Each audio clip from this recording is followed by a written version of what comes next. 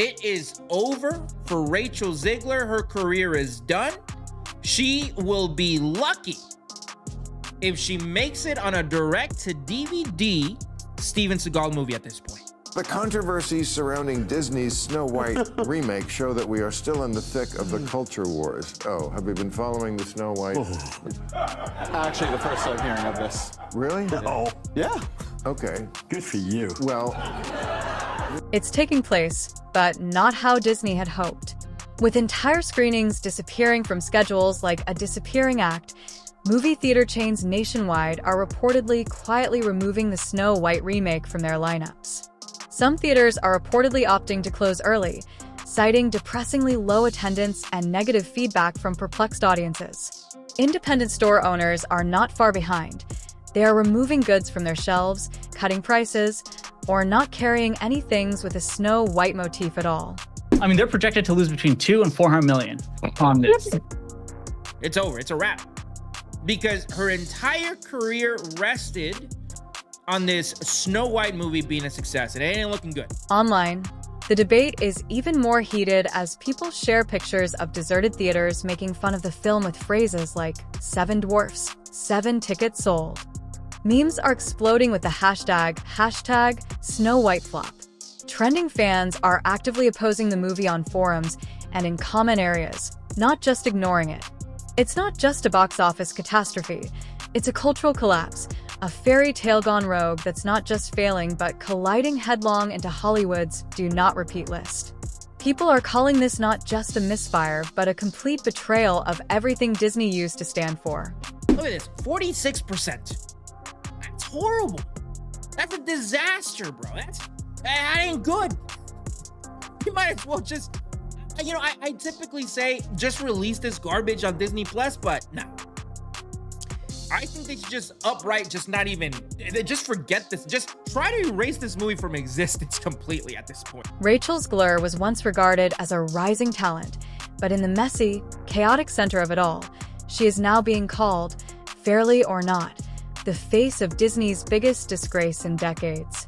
This is a real-time cautionary tale.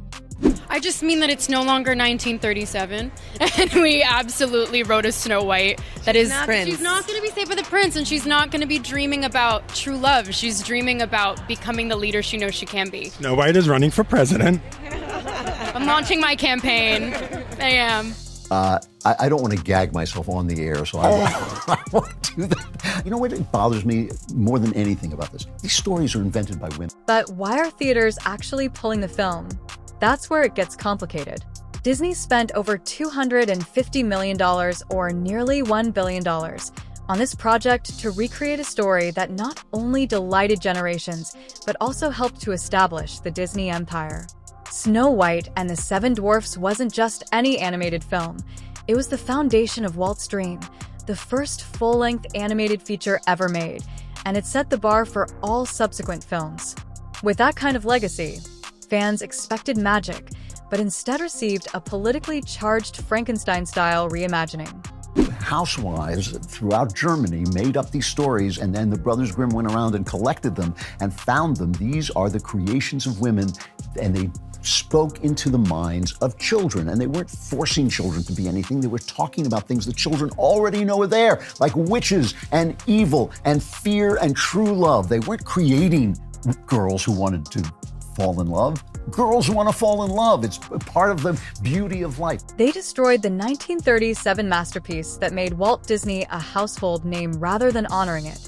Essentially, it was a reworked story with inappropriate messaging, empowering slogans that sounded more like a lecture than a story, and either no dwarfs, no Prince Charming, or a whimsical love story wrapped in CGI sparkles. The checklist of contemporary talking topics has taken the place of the magic. They allegedly did this to avoid offending anyone, but in the process, they offended everyone from fantasy fans to the dwarf acting community, who referred to it as inclusivity. The 7 Dwarfs' iconic, beloved, and symbolic characters were scrapped and replaced with an odd collection of magical forest creatures. and then they couldn't put dwarfs because this is just so typical of the left. The progressives always finding a way to find their way back to doing something not progressive. You'd think the most progressive thing would be get people jobs, and dwarves want to work. It's like an honest golden employment opportunity for dwarves. There's not that many scripts that come down the pike. No, only 7 of them. That has, and there's 7 dwarf jobs here. But because I think it was Peter Dinklage said this is, this is not right. This is demeaning. And they were like, what? We just want to work. We're dwarves.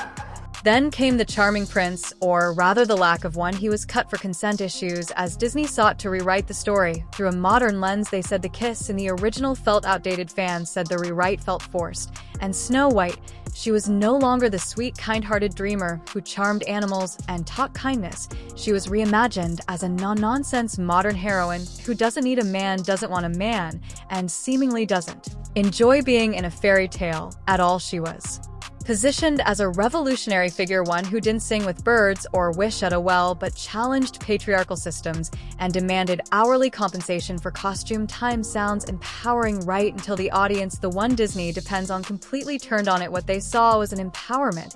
It was a legacy being dismantled, a childhood memory being rewritten by committee, and worst of all, it didn't feel sincere. It felt corporate, like someone at a boardroom table decided that fairy tales were outdated and decided to turn one into a marketing message with a $250 million budget.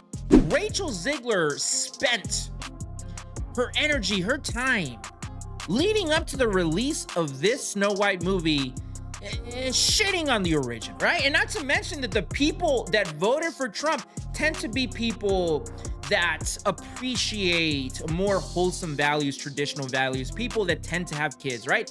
Because that other side, right, the woke weirdos, the lizards, these people, they don't believe in having kids. And one interview was the first step in the process. Rachel Zegler was slated to be Disney's next big thing. She had everything going for her when she sat down to promote the Snow White remake, including her youth talent, vocal chops, and a golden ticket into the most iconic fairy tale role of all time.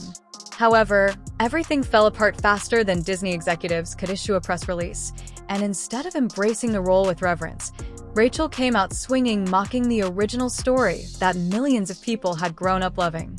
She didn't just criticize the plot, she dismissed it completely, calling the prince a stalker, implying that the romantic arc was problematic, and asserting that the story was no longer relevant in today's world. Her tone was cold, detached, and strangely arrogant for someone stepping into such a beloved legacy. Then came the viral quote that made everything 10 times worse. I think Rachel Zegler probably wants this too. I think Rachel Zegler, she probably wants people to forget about this movie. She wants people to forget this entire experience. She would probably appreciate Disney just making this movie go away. The backlash was immediate and overwhelming after she claimed in an interview that she should be compensated for every hour she spent wearing the Snow White dress, not only during filming but also for appearances and streams. The comment was clipped, memed, and reposted on social media like wildfire, with critics calling her entitled, fans calling her ungrateful, and even those who were on the fence beginning to doubt her attitude. Fans claimed she didn't respect the character, the legacy, or the fan base, and they weren't just irritated, they were incensed. One commenter's statement, "If you hate the role so much, why take it?" went viral online and became the catchphrase of irate viewers everywhere. Rachel, on the other hand, came across as indifferent. What should have been a successful PR tour swiftly turned into a reputation nightmare, and to make matters worse, people compared her to previous Disney princesses who displayed elegance and respect for the characters they portrayed. Social media threads erupted, and YouTubers produced entire videos dissecting her interviews frame by frame. Industry insiders began speculating that Disney executives were regretting their casting choice, but Rachel didn't back down, apologize, or even soften her tone. Instead, she doubled down, liking tweets that defended her, retweeting fans who praised her blunt honesty, and continuing to distance herself from the very story she was hired to represent. Meanwhile, fans began organizing hashtag campaigns to boycott the movie completely because they didn't see a young star honoring a classic. Instead, they saw someone treating a fairy tale like a burden who wanted the money, but not the responsibility. Once the internet determined she was the antagonist in the story, There was no turning back the narrative, but that was only the beginning. That's not just low. It's a cinematic faceplant, among the lowest ever for a major Disney release. It sparked sirens, and instead of just drawing attention, viewers flocked to social media to join the first meme accounts and compare Snow White scenes with dimly lit student films. Some were even more harsh than the famous tweet that claimed it resembled a high school play directed by ChatGPT on a coffee crash. As one commenter put it, it's like Disney asked Instagram influencers to write the script over brunch.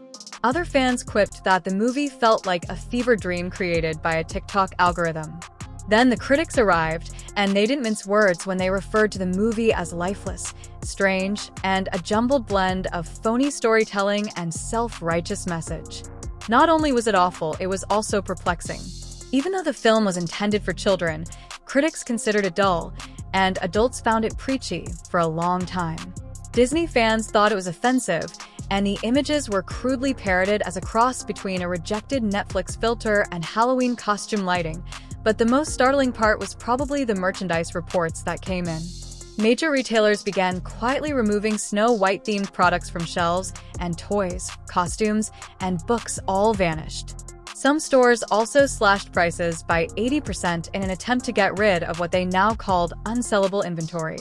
Parents weren't buying it, kids weren't asking for it, collectors weren't skipping it, and it was a complete collapse of brand appeal. At that point, people began to wonder if the film was being banned, even though Disney hadn't officially pulled it. Even ardent admirers are saying no thanks, as businesses are cleaning up their shelves.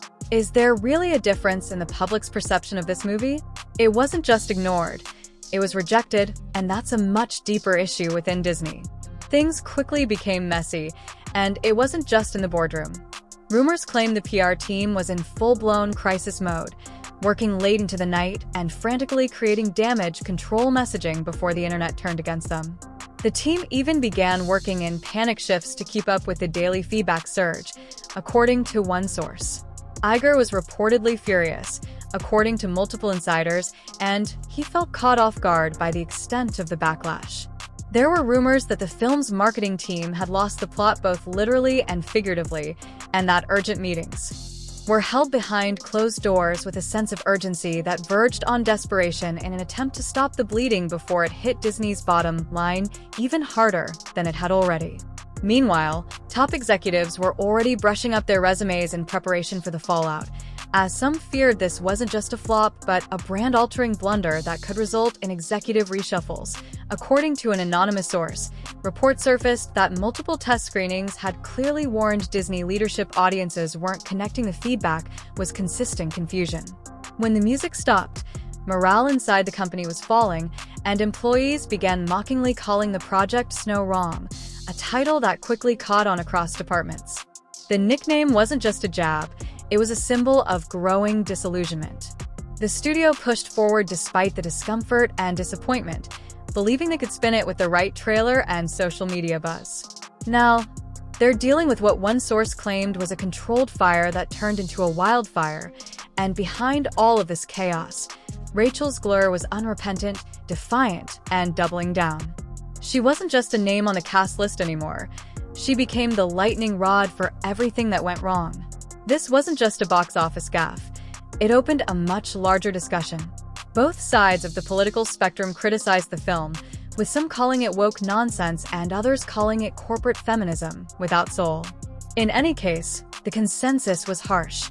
This wasn't entertainment.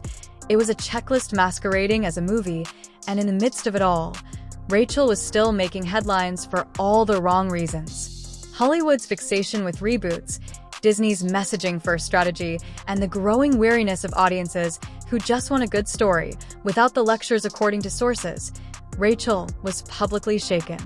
She clapped back and dismissed critics as out of date and unwilling to change. She liked posts that praised her performance, retweeted fans who supported her, and remained silent when others pleaded with her to apologize. Rumors circulated that the studio asked her to tone it down, saying that publicists were trying to stop her from speaking freely. Some insiders even whispered that Rachel was emotionally overwhelmed and trapped in a media firestorm that she couldn't control, but she persisted, and each time she spoke, things got worse. What happens now? Will Disney recover? Will Rachel get another chance? In actuality, no one is aware that cinemas continue to cut showings. What once felt like magic now feels like marketing gone crazy for Rachel, who faces a career crossroads where she may either reinvent herself or fade into a Hollywood cautionary tale as Disney's financial losses continue to rise and fans are turning away from both the film and the brand itself. This Snow White fiasco will undoubtedly haunt her and Disney for a very long time. This was supposed to be a celebration of legacy, but instead it turned into a masterclass in what not to do. Don't make fun of your audience, don't disregard criticism, and don't destroy the foundation that gave you your empire. If you think the drama is over, consider the rumors of deleted scenes, PR panic, and the legal team circling. It's not just a flop, it's a full-fledged Hollywood horror show, and we're watching it live. So hit the like button, hit subscribe, and leave your thoughts in the comments section. We'll be here to give you every twist as it happens because the next scandal might be even more outrageous.